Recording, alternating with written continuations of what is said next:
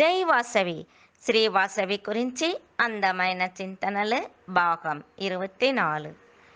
102 గోత్రం వాళ్ళు చేరి చేసిన తీర్మానం నుంచి 102 అగ్నిగుండము తయారు చేసిరి.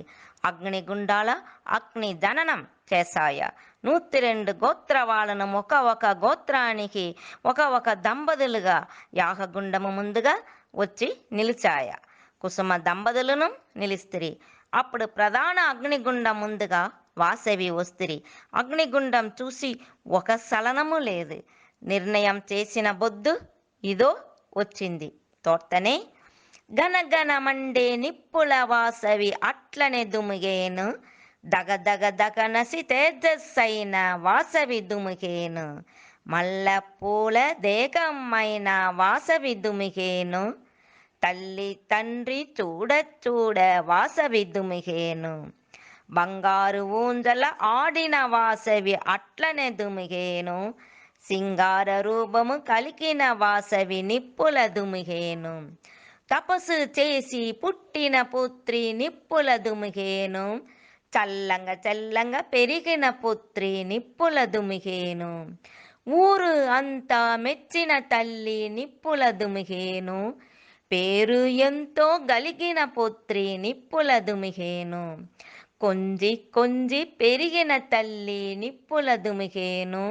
కొంచెం కూడా భయము లేని వాసవి దుమిగేను. నవ్వు ఒకటే వదనం పెట్టి నిప్పుల దుమిగేను. పువ్వుగా పూచిన వాసవి పుత్రి నిప్పుల దుమిగేను. ముత్యాల అంగితో సత్యాల పుత్రి వాసవి దుమిగేను. బంగారు పవిత్రము పొందిన పుత్రి నిప్పుల దుమిగేను. అందమైన దేహము దుమిగేను. అనంత కోటి జీవుడు చూడ పుత్రి దుమిగేను. అగ్నిల పుట్టిన అగ్ని దేవత వాసవి దుమిగేను. అగ్ని జననం చూంచేదానికి వాసవి దుమిగేను. అగ్నిల పుట్టిన అగ్ని దేవత నిప్పుల దుమిగేను. అగ్ని జననం మళ్ళీ చూంచి వాసవి దుమిగేను. మన వాసవి దుమిగేను. ఇట్లా వాసవి ఊరు జనాలంతా దుఃఖ శబ్దం జయ దుమిగేను. అయితే నిప్పు వాసవిని ఏమి చేసేను, వాసవి ఏమి అయ్యేను రేపు చూస్తాం. జై వాసవి. లోక సమస్త సుఖినో భవంతు. ఓం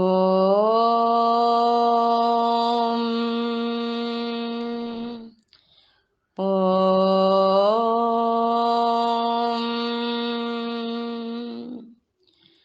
ఓం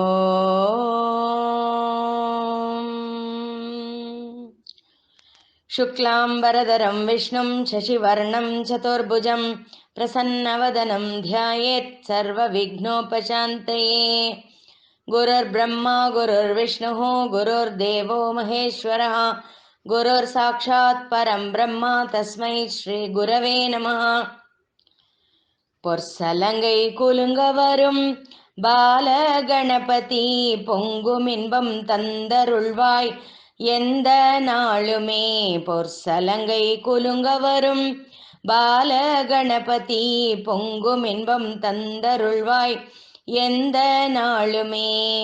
தருணத்திலே நம்மை காக்கும் தருண கணபதி, தருணத்திலே நம்மை காக்கும் தருண கணபதி, சங்கடங்கள் தீர்த்து வைக்கும் சதுர்த்தி கணபதி, சங்கடங்கள் தீர்த்து வைக்கும் சதுர்த்தி கணபதி.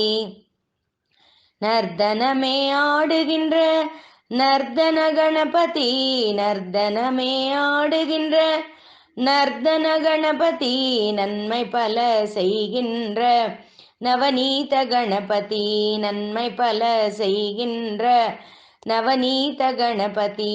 வல்லமையே தான் தருவாய் வல்லப கணபதி, வல்லமையே தான் தருவாய் வல்லப கணபதி. வரம் தந்து நம்மை காக்கும் வாதாபி கணபதி, வரம் தந்து நம்மை காக்கும் வாதாபி கணபதி. மங்களமே தந்திடுவாய் பிங்கள கணபதி, மங்களமே தந்திடுவாய் பிங்கள கணபதி பிள்ளை வரம் தந்திடுவாய், சந்தான கணபதி பிள்ளை வரம் தந்திடுவாய், சந்தான கணபதி உயிர்களையே காத்து நிற்கும், ஊர்துவ கணபதி உயிர்களையே காத்து நிற்கும், ஊர்துவ கணபதி சிந்தையிலே குடியிருக்கும், உச்சிஷ்ட கணபதி சிந்தையிலே குடியிருக்கும், உச்சிஷ்ட கணபதி பொற்சலங்கை குலுங்க வரும், பால கணபதி பொங்கும் இன்பம் தந்தருள்வாய், எந்த நாளுமே தருணத்திலே நம்மை காக்கும், தருண கணபதி தருணத்திலே நம்மை காக்கும், தருண கணபதி சங்கடங்கள் தீர்த்து வைக்கும், சதுர்த்தி கணபதி சங்கடங்கள் தீர்த்து வைக்கும், சதுர்த்தி கணபதி. वासव्यै च विद्महे कुसुमपुत्र्यै च धीमहि तन्नो कन्यका प्रचोदयात्, वासव्यै च विद्महे कुसुमपुत्र्यै च धीमहि तन्नो कन्यका प्रचोदयात्, वासव्यै च विद्महे कुसुमपुत्र्यै च धीमहि तन्नो कन्यका प्रचोदयात्. श्रीललिता सहस्रनाम स्तोत्रम् ध्यानम्. सिन्दूरारुण विग्रहां त्रिनयनां माणिक्यमौळी स्फुरत्, तारानायक शेखरां स्मितमुखीम् आपीन वक्षोरुहां, पाणिभ्यामलिपूर्णरत्नचषकं रक्तोत्पलं बिभ्रतीं, सौम्यां रत्नघटस्थरक्तचरणां ध्यायेत् परामम्बिकाम्, अरुणां करुणातरङ्गिताक्षीं धृतपाशाङ्कुशपुष्पबाणचापाम्, अणिमादिभिरावृतां मयूकैः अहमित्येव विभावये भवानीम्, ध्यायेत् पद्मासनस्तां विकसितवदनां पद्मपत्रायताक्षीं, हेमाभां पीतवस्त्रां करकलितलसत्हेमपद्माम्बराङ्गीं, सर्वालङ्कारयुक्तां सततमभयतां भक्तनम्रां भवानीं, श्रीविद्यां शान्तमूर्तिं सकलसुरनुतां सर्वसम्पत्प्रदात्रीं, सकुङ्कुमविलेपनामलिकचुम्बिकस्तूरिकां, समन्तहसिते क्षणां शचरचापपाशाङ्कुशाम्, अशेषजनमोहिनीम् अरुणमाल्यभूषाम्बरां, जपाकुसुमभासुरां जपविधौ स्मरेदम्बिकाम्. ॐ ऐं ह्रीं श्रीं श्रीमाता श्रीमहाराज्ञी श्रीमत्सिंहासनेश्वरी चिदग्निकुण्डसम्भूता देवकार्यसमुद्यता, उद्यद्भानुसहस्राभा चतुर्बाहुसमन्विता, रागस्वरूपपाषाढ्या क्रोधाकाराङ्कुशोज्ज्वला, मनोरूपेक्षुकोदण्डा पञ्चतन्मात्रसायका, निजारुणप्रभापूर मज्जद्ब्रह्माण्डमण्डला, चम्पकाशोकपुन्नाग सौगन्धिकलसत्कचा, कुरुविन्दमणिश्रेणी कनत्कोटीरमण्डिता, अष्टमी चन्द्रविभ्राज दळिकस्थलशोभिता, मुखचन्द्रकळङ्काभ मृगनाभिविशेषका, वदनस्मरमाङ्गल्य गृहतोरणचिल्लिका, वक्त्रलक्ष्मीपरिवाह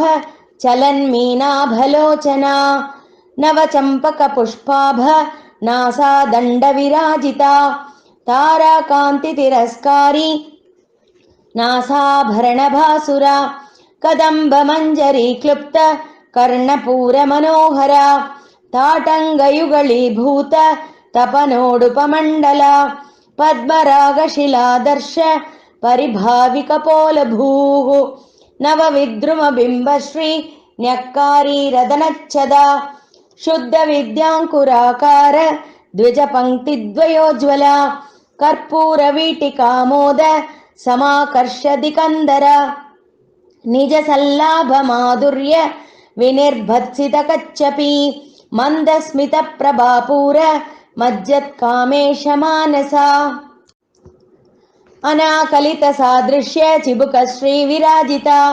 कामेशबद्धमाङ्गल्य सूत्रशोभितकन्दरा कनकाङ्गदकेयूर कमनीय भुजान्विता रत्नग्रैवेयचिन्ताकलोलमुक्ता फलान्विता कामेश्वर प्रेम रत्नमणि प्रतिपणस्थनी नाभ्यालवालरोमाली लता पलकुचद्वयी लक्षरोमलताधारता समुन्नेय मध्यमा स्तनभारदळन्मध्य पट्टबन्धवलित्रया अरुणारुणकौशुम्ब वस्त्रभास्वत्कटीतटी रत्नकिङ्किणिकारम्य रशनादामभूषिता कामेशज्ञातसौभाग्यमार्दवोरुद्वयान्विता माणिक्यमुकुटाकार जानुद्वयविराजिता इन्द्रगोपपरिक्षिप्त स्मरतूणा भजङ्गिका गूढगुल्फा कूर्मपृष्ठ जयिष्णुप्रभदान्विता नखदीदिति सञ्चन्न नमज्जनतमो गुणा पदद्वयप्रभाजाल पराकृतसरोरुहा सिञ्जानमणिमञ्जीर मण्डित श्रीपदाम्बुजा मराळी मन्दगमना महालावण्यशेवदिः सर्वारुणानवत्याङ्गी सर्वाभरणभूषिता शिवकामेश्वराङ्कस्ता शिवा स्वाधीनवल्लभा सुमेरुमध्यशृङ्गस्था श्रीमन्नगरनायिका चिन्तामणिगृहान्तस्था पञ्चब्रह्मासनस्थिता महापद्माटवी संस्था कदम्बवनवासिनी सुधासागरमध्यस्था कामाक्षी कामदायिनी देवर्षिगणसङ्गातस्तूयमानात्मवैभवा भण्डासुरवधोत्युक्त शक्तिसेना समन्विता सम्पत्करी समारूढ सिन्दूरव्रजसेविता अश्वारूढाधिष्ठिताश्वकोटिकोटिभिरावृता चक्रराजरथारूढ सर्वायुधपरिष्कृता गेयचक्ररथारूढ मन्त्रिणी परिसेविता किरिचक्ररथारूढ दण्डनाथा पुरस्कृता ज्वालामालिनिकाक्षिप्त वह्निप्राकारमध्यगा भण्डसैन्यवधोत्युक्त शक्तिविक्रमहर्षिता नित्या पराक्रमाटोपनिरीक्षणसमुत्सुका भण्डपुत्रवधोत्युक्त बाला विक्रमनन्दिता मन्त्रिण्यम्बा विरचित विषङ्गवदतोषिता विशुग्रप्राणहरण वाराही वीर्यनन्दिता कामेश्वरमुखालोक कल्पित श्रीगणेश्वरा महागणेश निर्भिन्न विघ्नयन्त्रप्रहर्षिता भण्डासुरेन्द्र निर्मुक्त शस्त्रप्रत्यस्त्रवर्षिणि कराङ्कुलिनकोत्पन्न नारायण दशाकृतिः महापाशुपतास्त्राग्नि निर्दग्धासुरसैनिका कामेश्वरास्त्र निर्दग्ध सबण्ढासुर शून्यका ब्रह्मोपेन्द्र महेन्द्रादि देव संस्तुत वैभवा हरनेत्राग्निसन्दग्ध काम सञ्जीवनौषधिः श्रीमद्वाग्भवकूटैक स्वरूप मुखपङ्कजा कण्ठादक्कटिपर्यन्त मध्यकूटस्वरूपिणी शक्तिकूटैकतापन्न कट्यधो भागधारिणी मूलमन्त्रात्मिका मूलकूटत्रयकळेबरा कुलामृतैकरसिका कुलसङ्केतपालिनी कुलाङ्गना कुलान्तस्था कौलिनी कुलयोगिनी अकुला समयान्तस्था समयाचारतत्परा मूलाधारैकनिलया ब्रह्मग्रन्थिविभेदिनी मणिपूरान्तरुदिता विष्णुग्रन्थिविभेदिनी आज्ञाचक्रान्तरालस्था रुद्रग्रन्थिविभेदिनी सहस्राराम्बुजारूढा सुधासाराभिवर्षिणी तटिल्लता समरुचिः षट्चक्रोपरि संस्थिता महाशक्तिः कुण्डलिनी बिसतन्तूतनीयसी भवानी भावनागम्या भवारण्यकुटारिका भद्रप्रिया भद्रमूर्तिर्भक्तसौभाग्यदायिनी भक्तिप्रिया भक्तिगम्या भक्तिवश्या भयापहा शाम्भवी शारदाराध्या शर्वाणी शर्मदायिनी शाङ्करी श्रीकरी साध्वी शरच्चन्द्रनिभानना शातोदरी शान्तिमती निराधारा निरञ्जना निर्लेपा निर्मला नित्या निराकारा निराकुला निर्गुणा निष्कला शान्ता निष्कामा निरुपप्लवा नित्यमुक्ता निर्विकारा निष्प्रपञ्चा निराश्रया नित्यशुद्धा नित्यबुद्धा निरवध्या निरन्तरा निष्कारणा निष्कळङ्का निरुपाधिर्निरीश्वरा निरागारागमतनी निर्मदा मदनाशिनी निश्चिन्ता निरहङ्कारा निर्मोहा मोहनाशिनी निर्ममा ममता हन्त्री निष्पापा पापनाशिनी निष्क्रोधा क्रोधशमनी निर्लोभा लोभनाशिनी निस्संशया संशयज्ञी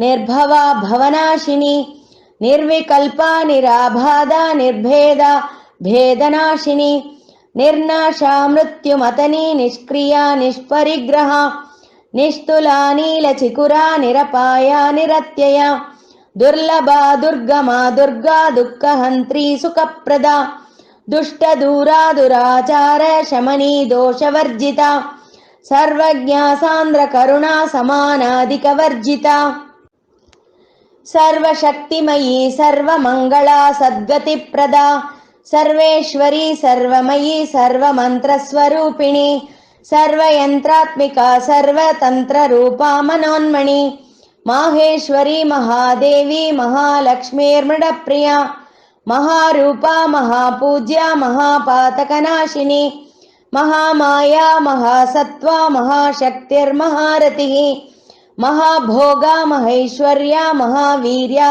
महाबला महाबुद्धिर्महासिद्धिर्महायोगेश्वरेश्वरी महातन्त्रा महामन्त्रा महायन्त्रा महासना महायागक्रमाराध्या महाभैरवपूजिता महेश्वर महाकल्प महाताण्डवसाक्षिणी महाकामेश महिषी महात्रिपुरसुन्दरी चतुष्षष्ट्युपचाराढ्या चतुष्षष्टिकलामयी महाचतुष्षष्टिकोटियोगिनी गणसेविता मनुविद्या चन्द्रविद्या चन्द्रमण्डलमध्यगा चारुरूपा चारुहासा चारुचन्द्रकलाधरा चराचर जगन्नाथा चक्रराजनिकेतना पार्वती पद्मनयना पद्मरागसमप्रभा पञ्चप्रेतासनासीना पञ्चब्रह्मस्वरूपिणी चिन्मयी परमानन्दा विज्ञानगणरूपिणी ध्यानध्यातृध्येयरूपा धर्मा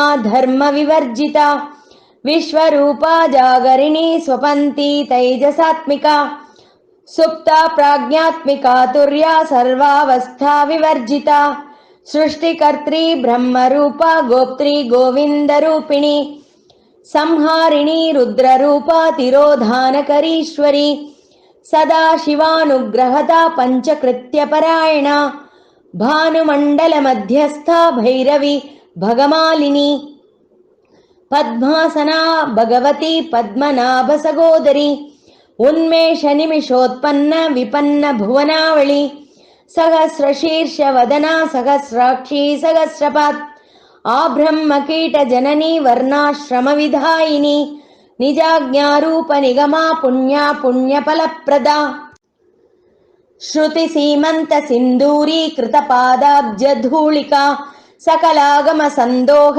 शुक्तिसम्पुटमौक्तिका पुरुषार्थप्रदा पूर्णा भोगिनी भुवनेश्वरी अम्बिकानादिनिधना हरिब्रह्मेन्द्रसेविता नारायणी नादरूपा नामरूपविवर्जिता ह्रीङ्कारी ह्रीमती हृद्या हेयोपादेयवर्जिता राजराजार्चिता राज्ञी रम्या राजीवलोचना रञ्जनी रमणीरस्या रणत्किङ्किणिमेखला रमा रागेन्दुवदना रतिरूपा रतिप्रिया रक्षाकरी राक्षसज्ञी रामा रमणलम्पटा काम्या कामकलारूपा कदम्बकुसुमप्रिया कल्याणी जगती कन्दा करुणा रससागरा कलावती कलालापा कान्ता कादम्बरी प्रिया वरदा वामनयना वारुणी मदविह्वला विश्वाधिका वेदवेद्या विन्ध्याचलनिवासिनी विधात्री वेदजननी विष्णुमाया विलासिनी क्षेत्रस्वरूपा क्षेत्रेशी क्षेत्रक्षेत्रज्ञपालिनी क्षयवृद्धिविनिर्मुक्ता क्षेत्रपालसमर्चिता विजया विमला वन्ध्या वन्दारुजनवत्सला वाग्वादिनी वामकेशी वह्निमण्डलवासिनी भक्तिमत्कल्पलतिका पशुपाशविमोचिनी संहृता शेषपाषण्डा सदाचारप्रवर्तिका तापत्रयाग्निसन्तप्त समाह्लादनचन्द्रिका तरुणी तापसाराध्या तनुमध्या तमोपहा चितिस्तत्पदलक्ष्यार्ता चिदेकरसरूपिणी स्वात्मानन्दलवीभूत ब्रह्माध्यानन्दसन्ततिः परा प्रत्यक्चितिरूपा पश्यन्ती परदेवता मध्यमा वैकरीरूपा भक्तमानसहंसिका कामेश्वरप्राणनाडी कृतज्ञा कामपूजिता शृङ्गाररससम्पूर्णा जया जालन्धरस्थिता ओड्याणपीठनिलया बिन्दुमण्डलवासिनी रहो यागक्रमाराध्या रहस्तर्पणतर्पिता सद्यप्रसादिनी विश्वसाक्षिणी साक्षिवर्जिता षडङ्गदेवतायुक्ता षड्गुण्यपरिपूरिता नित्यक्लिन्ना निरुपमा निर्वाणसुखदायिनी नित्या षोडशिकारूपा श्रीकण्ठार्धशरीरिणी प्रभावती प्रभारूपा प्रसिद्धा परमेश्वरी मूलप्रकृतिरव्यक्ता व्यक्ता व्यक्तस्वरूपिणी व्यापिनी विविधाकारा विद्या विद्यास्वरूपिणी महाकामेश नयन कुमुदाह्लादकौमुदी भक्तहार्दतमो भेद भानुमत् भानुसन्ततिः शिवधूती शिवाराध्या शिवमूर्तिः शिवङ्करी शिवप्रिया शिवपरा शिष्टेष्टा शिष्टपूजिता अप्रमेया स्वप्रकाशा मनोवाचामगोचरा चिच्चक्तिच्चेतनारूपा जडशक्तिर्जडात्मिका गायत्री व्याहृतिः सन्ध्या द्विजबृन्दनिषेविता तत्त्वासना तत्त्वमयी पञ्चकोशान्तरस्थिता निस्सीममहिमा नित्ययौवना मदशालिनी मदगूर्णितरक्ताक्षी मदपाटलकण्ठभूः चन्दनद्रवदिग्धाङ्गी चाम्पेयकुसुमप्रिया कुशला कोमलाकारा कुरुकुल्लाकुलेश्वरी कुलकुण्डालया कौळमार्गतत्परसेविता कुमारगणनाथाम्बा तुष्टिः पुष्टिर्मतिर्धृतिः शान्तिस्वस्तिमती कान्तिर्नन्दिनी विघ्ननाशिनी तेजोवती त्रिनयना लोलाक्षी कामरूपिणी मालिनी हंसिनी माता मलयाचलवासिनी सुमुखी नलिनी सुभ्रूः शोभना सुरनायिका कालकण्ठी कान्तिमती क्षोभिनी सूक्ष्मरूपिणी वज्रेश्वरी वामदेवी वयोवस्था विवर्जिता सिद्धेश्वरी सिद्धविद्या सिद्धमाता यशस्विनी विशुद्धिचक्रनिलया रक्तवर्णा त्रिलोचना कट्वाङ्गादिप्रहरणा वदनैकसमन्विता पायसान्नप्रिया त्वक्स्था पशुलोकभयङ्करी अमृतादिमहाशक्ति संवृता डाकिनीश्वरी अनाहताब्जनिलया श्यामाभा वदनद्वया दंष्ट्रोज्ज्वलाक्षमालादिधरा रुधिरसंस्थिता कालरात्र्यादिशक्त्यौग वृता स्निग्धौदनप्रिया महावीरेन्द्रवरदा राकिण्यम्बा स्वरूपिणी मणिपूराब्जनिलया वदनत्रयसंयुता वज्रादिकायुधोपेता डामर्यादिभिरावृता रक्तवर्णा मांसनिष्ठा गुडान्नप्रीतमानसा समस्तभक्तसुखदा लाकिण्यम्बा स्वरूपिणी स्वाधिष्ठानाम्बुजगता चतुर्वक्त्रमनोहरा शूलाद्यायुधसम्पन्ना पीतवर्णातिगर्विता मेधोनिष्ठा मधुप्रीता बन्धिन्यादिसमन्विता दध्यन्नासक्तहृदया काकिनी रूपधारिणी मूलाधाराम्बुजारूढा पञ्चवक्त्रास्ति संस्थिता अंकुशादिप्रहरणा वरदादिनिषेविता मुद्गौदनासक्तचित्ता शाकिन्यम्बा स्वरूपिणी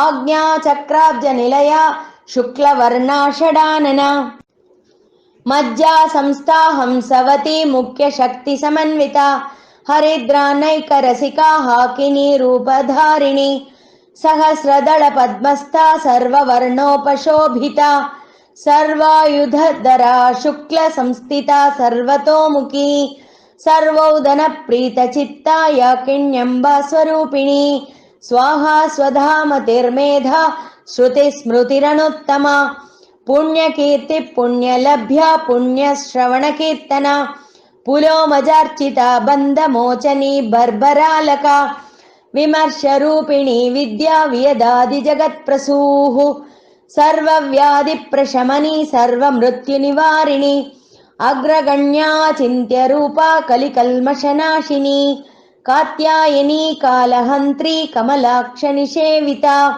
ताम्बूलपूरितमुखी दाडिमी कुसुमप्रभा मृगाक्षी मोहिनी मुख्या मृडाणी मित्ररूपिणी नित्यतृप्ता भक्तनिधिर्नियन्त्री निखिलेश्वरी मैत्र्यादिवासना लभ्या महाप्रलयसाक्षिणी पराशक्ति परानिष्ठा प्रज्ञानगणरूपिणी माद्विपानालसामत्ता मातृका वर्णरूपिणी महाकैलाशनिलया मृणाल मृदुदोर्लता महनीया दयामूर्तिर्महासाम्राज्यशालिनी आत्मविद्या महाविद्या श्रीविद्या कामसेविता श्रीषोडशाक्षरी विद्या त्रिकूटा कामकोटिका कटाक्षकिङ्करीभूत कमला कोटिसेविता शिरस्थिता चन्द्रनिभा बालस्तेन्द्रधनुप्रभा हृदयस्थारविप्रख्या त्रिकोणान्तरदीपिका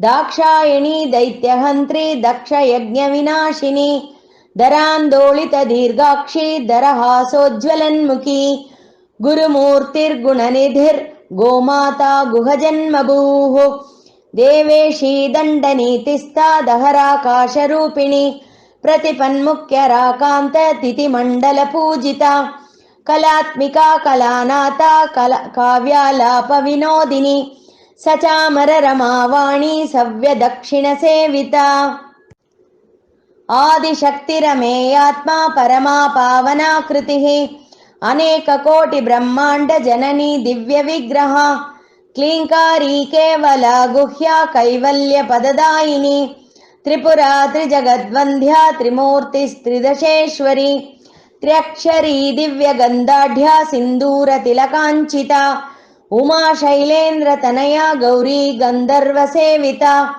विश्वगर्भा स्वर्णगर्भा वरदा वागदीश्वरी ध्यानगम्या परिच्छेद्या ज्ञानदा ज्ञानविग्रहा सर्ववेदान्तसंवेद्या सत्यानन्दस्वरूपिणी लोपामुद्रार्चिता लीला क्लिप्ता ब्रह्माण्डमण्डला अदृश्यादृश्यरहिता विज्ञात्री वेद्यवर्जिता योगिनी योगदा योग्या योगानन्दा युगन्धरा इच्छाशक्ति ज्ञानशक्ति क्रियाशक्ति स्वरूपिणी सर्वाधारा सुप्रतिष्ठा सदसद्रूपधारिणी अष्टमूर्तिरजा जैत्री लोकयात्रा विधायिनी एकाकिनी भूमरूपा निर्द्वैता द्वैतवर्जिता अन्नदा वसुधा वृद्धा ब्रह्मात्मैक्यस्वरूपिणी बृहती ब्राह्मणी ब्राह्मी ब्रह्मानन्दा बलिप्रिया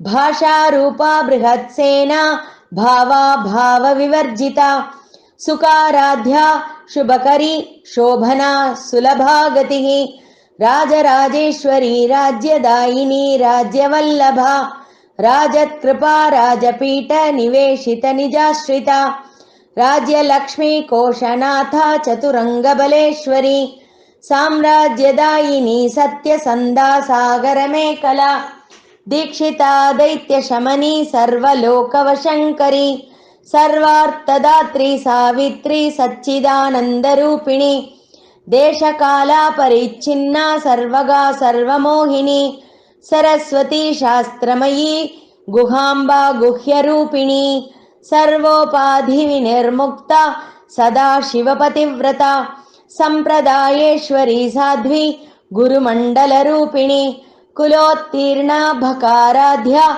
మాయా మధుమతీమహీ గణాంబా గుహ్యకారాధ్య కోమళాంగీ గురుప్రియా స్వతంత్రా సర్వతంత్రేషి దక్షిణామూర్తిరూపిణి సనకాది సమారాధ్య శివజ్ఞానప్రదాయిని చిత్కలానందకలికా ప్రేమ రూపా ప్రియంకరీ నామపారాయణ ప్రీతా నంది విద్యానటేశ్వరి మిథ్యా జగదధిష్ఠానా ముక్తిదా ముక్తిరూపిణి లాస్యప్రియాలయకరీ లజ్జారంభాదివందితా భవదావసుదా వృష్టి పాపారణ్యదవానల దౌర్భాగ్యతూలవాతూలా జరాధ్వాంతర విప్రభా భాగ్యాబ్ది చంద్రికా భక్త చిత్తకేకీ ఘనాఘన రోగపర్వత దంబోళిర్ మృత్యుదారుకుటారికా మహేశ్వరీ మహాకాళీ మహాగ్రాసా మహాసన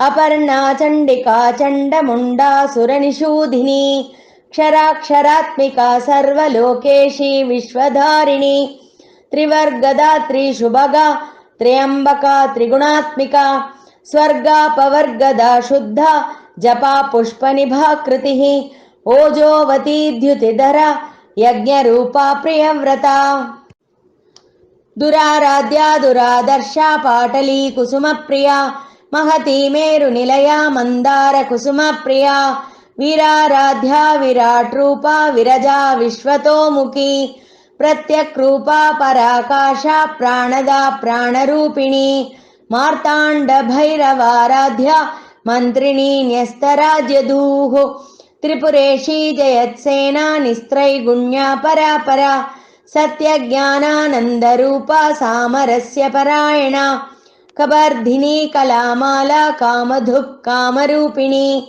కళానిధి కావ్యకళా రసజ్ఞా రససేవదిః పుష్టా పురాతనా పూజ్యా పుష్కరా పుష్కరేక్షణ పరంజ్యోతి పరంధామ పరమాణు పరాత్పరా పాశహస్తా పాశహంత్రీ పరమంత్ర విభేదిని మూర్తా మూర్తా నిత్యతృప్తా మునిమానసహంసికా సత్యవ్రతా సత్యరూపా సర్వాంతర్యామినీ సతి బ్రహ్మాణి బ్రహ్మజననీ బహురూపా బుధార్చితా ప్రసవిత్రీ ప్రచండాజ్ఞా ప్రతిష్టా ప్రకటాకృతిః ప్రాణేశ్వరీ ప్రాణదాత్రీ పంచాశత్పీఠరూపిణి విశృంఖలా వివిక్తస్థా వీరమాతా వియత్ప్రసూః ముకుందా ముక్తినిలయా మూల విగ్రహరూపిణి భావజ్ఞా భవరోగజ్ఞీ భవచక్రప్రవర్తిని ఛందస్సారా శాస్త్రసారా మంత్రసారా తలోదరి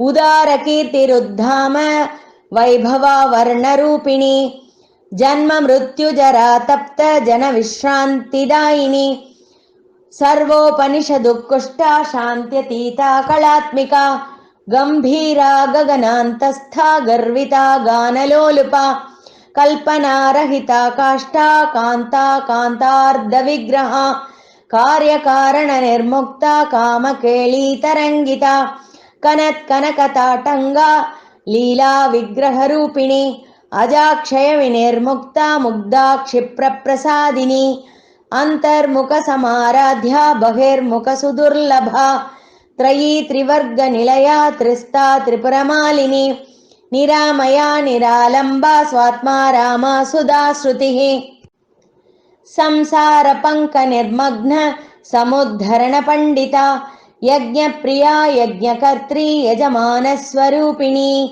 ధర్మాధారాధనాధ్యక్ష ధనధాన్య వివర్ధిని విప్రప్రియా విప్రరూపా విశ్వభ్రమణకారిణి విశ్వగ్రాసా విద్రుమాభా వైష్ణవీ విష్ణురూపిణి అయోనిర్యోని నిలయా కూటస్థా కులరూపిణి వీరగోష్ఠిప్రియా వీరా నైష్కర్మ్యానాదరూపిణి విజ్ఞానకలనా కల్యా విదగ్ధా బైందవాసన तत्त्वाधिका तत्त्वमयी तत्त्वमर्थस्वरूपिणी सामगानप्रिया सौम्या सदाशिवकुटुम्बिनी सव्याभसव्यमार्गस्था सर्वापत्विनिवारिणी स्वस्था स्वभावमधुरा धीरा धीरसमर्चिता चैतन्यार्घ्यसमाराध्या चैतन्यकुसुमप्रिया सदोदिता सदा तुष्टा तरुणादित्यपाटला दक्षिणा दक्षिणाराध्या दरस्मेरमुखाम्बुजा कौलिनी केवलानर्घ्य कैवल्यपददायिनी स्तोत्रप्रिया स्तुतिमती श्रुतिसंस्तुतवैभवा मनस्विनी मानवती महेशी मङ्गलाकृतिः विश्वमाता जगद्धात्री विशालाक्षी विरागिणी प्रगल्भा परमोदारा परामोदा मनोमयी व्योमकेशी विमानस्था वज्रिणी वामकेश्वरी पञ्चयज्ञप्रिया पञ्चप्रेतमञ्चाधिशायिनी पञ्चमी पञ्चभूतेशी पञ्चशङ्ख्योपचारिणी शाश्वती शाश्वतैश्वर्या शर्मदा शम्भुमोहिनी धराधरसुता धन्या धर्मिणी धर्मवर्धिनी लोकातीता गुणातीता सर्वातीता क्षमात्मिका बन्धूककुसुमप्रख्या बाला लीला विनोदिनी सुमङ्गली सुखकरी सुवेशाढ्या सुवासिनी सुवासिन्यर्चनप्रीता शोभना शुद्धमानसा बिन्दुतर्पणसन्तुष्टा पूर्वजा त्रिपुराम्बिका दशमुद्रा समाराध्या त्रिपुरा श्रीवशङ्करी ज्ञानमुद्रा ज्ञानगम्या ज्ञानज्ञेयस्वरूपिणी योनिमुद्रा त्रिकण्डेशी त्रिगुणाम्बा त्रिकोणगा अनघाद्भुतचारित्रा वाञ्छितार्थप्रदायिनी अभ्यासातिशयज्ञाता षडध्वातीतरूपिणी अव्याजकरुणामूर्तिरज्ञानध्वान्तदीपिका आबालगोपविदिता सर्वानुल्लङ्घ्य शासना श्रीचक्रराजनिलया श्रीमत्त्रिपुरसुन्दरी श्रीशिवा शिवशक्त्यैकरूपिणी ललिताम्बिका एवं श्रीललितादेव्या नाम्नां साहस्रकं जगुः इत्येवं नाम साहस्रं कथितं ते घटोद्भव रहस्यानां रहस्यं च ललिता प्रीतिदायकम् अनेन सदृशं स्तोत्रं न भूतं न भविष्यति सर्वरोगप्रशमनं सर्वसम्पत्प्रवर्धनं सर्वापमृत्युशमनं कालमृत्युनिवारणं सर्वज्वरार्दिशमनं दीर्घायुष्यप्रदायकं पुत्रप्रथमपुत्राणां पुरुषार्थप्रदायकम् इदं विशेषात् श्रीदेव्या स्तोत्रं प्रीतिविदायकम्। ॐ पूर्णमथ पूर्णमिदं पूर्णात् पूर्णमुदच्यते पूर्णस्य पूर्णमादाय पूर्णमेवावशिष्यते ॐ शान्ति शान्ति शान्तिः हरिः ॐ श्रीगुरुभ्यो नमः हरिः ॐ लोका समस्ता सुखिनो भवन्तु लोका समस्ता सुखिनो भवन्तु लोका समस्ता सुखिनो भवन्तु।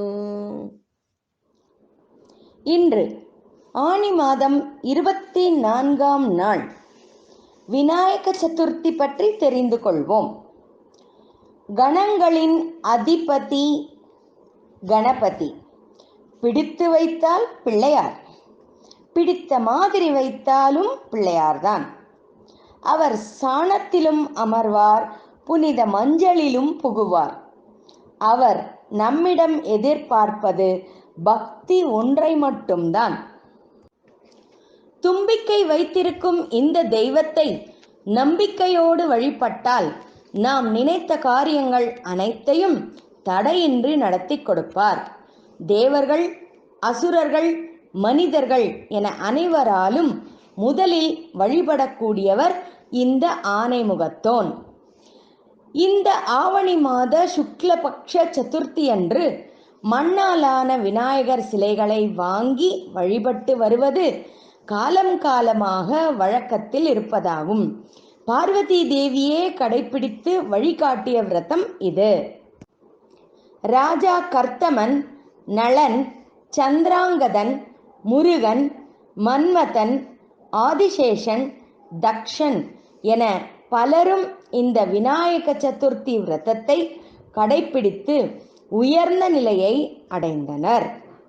விநாயக பக்தர்களில் தலை சிறந்தவர் பிருஷுண்டி முனிவர். விநாயகரை நோக்கி தவம் இருந்து அவரை நேரில் தரிசனம் செய்தவர். தேவேந்திரனின் விமானம் மீண்டும் விண்ணில் பறந்தது. கிருதவீரியன் உத்தமமான குழந்தை செல்வத்தை பெற்றது. சூரசேனன் தன் பிரஜைகள் அனைவரையும் கடைபிடிக்கச் செய்து சகல செல்வங்களையும் அடையச் செய்தது என அனைத்தும் இந்த விநாயக சதுர்த்தி விரதத்தின் பலனால்தான் என்பது குறிப்பிடத்தக்கது. ஆகவே அனைவரும் விநாயக சதுர்த்தி விரதத்தை முறையாக செய்து தும்பிக்கையானின் அருளை பெற்றிடுவோம். அடுத்த பண்டிகை நாளை பார்க்கலாம். நன்றி, வணக்கம். சுபம் சுபம் சுபம்.